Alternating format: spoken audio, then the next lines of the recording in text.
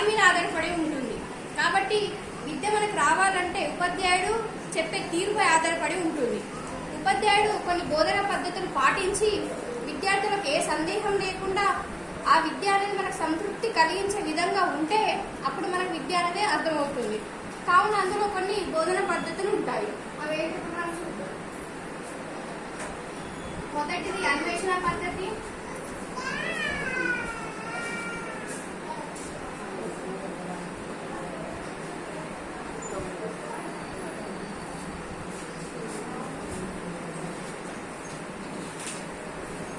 ప్రదర్శన పద్ధతి,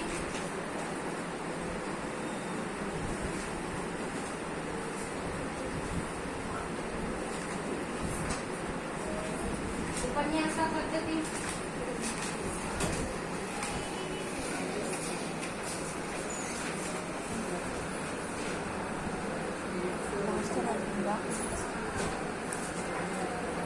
క్రీడా పద్ధతి,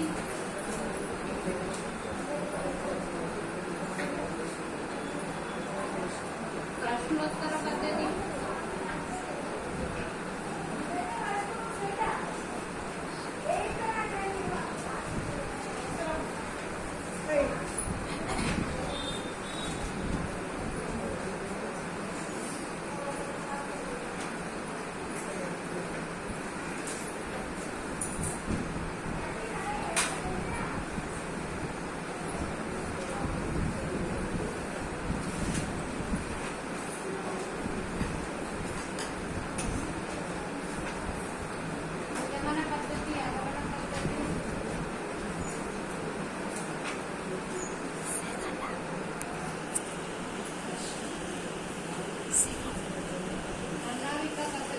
ప్రణాళిక పద్ధతిని ప్రాజెక్టు పద్ధతి అని కూడా అంటాము.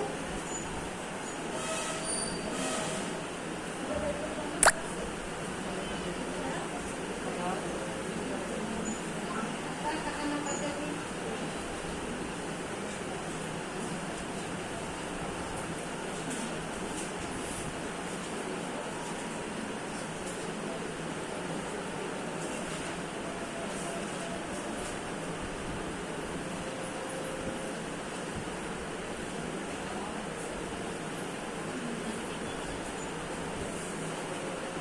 బోధనా పద్ధతులలో అన్వేషణ పద్ధతి, ప్రదర్శన పద్ధతి, ఉపన్యాస పద్ధతి, క్రీడా పద్ధతి, ప్రశ్నోత్తర పద్ధతి, యజ్ఞదోష పద్ధతి, నిగమన పద్ధతి, ఆగమన పద్ధతి, ప్రణాళిక పద్ధతి, కథాకథన పద్ధతి, విశ్లేషణ పద్ధతి. ఒక ఉపాధ్యాయుడు ఒక అంశాన్ని తీసుకున్నప్పుడు ఈ పద్ధతుల ద్వారా ఏదైనా ఒక పద్ధతిని విద్యార్థులు దృష్టి పెట్టుకొని తీసుకోవాలి. మరి ఉపాధ్యాయుడు ఒక అంశాన్ని బోధించేటప్పుడు బోధనా పద్ధతులు ఏ అంశాలపై ఆధారపడుతుంటాయంటే అందులో 5 ఉంటాయి.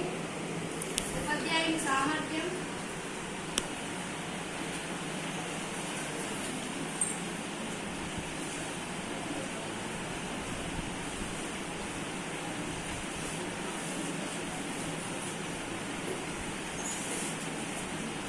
విద్యార్థుల గ్రహణ శక్తి,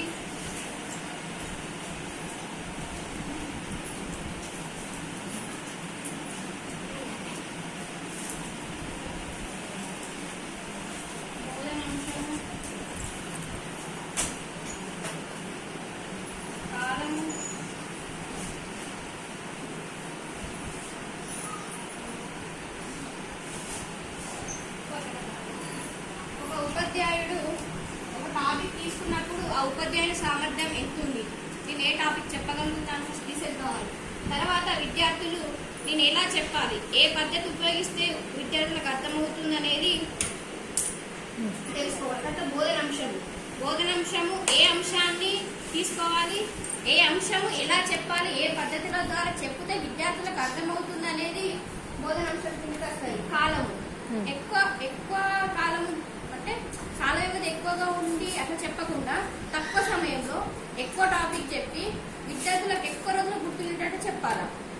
దాని తర్వాత ఉపకరణాలు, ఇప్పుడు చిన్న పిల్లలు ఉన్నారు, ఒక టాపిక్ చెప్తే ఆ బొమ్మ చూపించడం కానీ లేకపోతే ఏదైనా మెటీరియల్ చూపించడం, ప్రాజెక్ట్ చేయడం, అట్లా ఒక ఉపాధ్యాయుడు ఒక అంశాన్ని విద్యార్థులకు చెప్తున్నాడంటే ఉపాధ్యాయుని సామర్థ్యం దృష్టిలో పెట్టుకోవాలి, విద్యార్థి యొక్క గ్రహణ శక్తి దృష్టిలో పెట్టుకోవాలి, కాలానికి అనుగుణంగా బోధన అంశాన్ని విద్యార్థులకు ఏ అంశాన్ని ఎలా చెప్పాలని తెలుసుకొని